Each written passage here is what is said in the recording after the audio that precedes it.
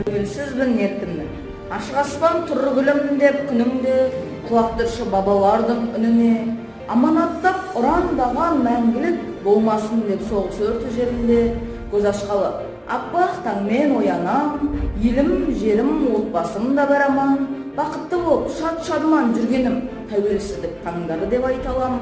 Ей намысты қазақ батырлары, даналықпен ой айтатын қыздары, қойнауына еніп жатыр тарихтың тәуелсіздіктің 30-шы жылда. Тәуелсіздік қан майдан, қыран ұшып, қарға келді ендігі. Мынау халық қарғалардың жемтігі. Қазақ кетіп орыс келді тағы да, екі бастың бар ма енді теңдігі.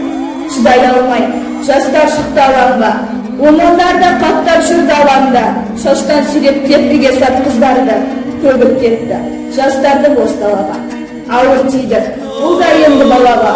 Студенттер шығармады далаға, тергеушілер қойып қалды түрік, талай адам ұшырады шалаға. Студентті хат жазбауға көндіріп, балаларды білуші деп сендіріп, талай жас оқуына шығарып, қой соңында жүрді олар ерігіп. Айтып отса, өтірген емес бұл деген, тек қазаққа ақ патшаға сенбеген, тәуелсіздік кетпей қазақ жерінен, әй қазақтар, енді өзгеге жүргендей.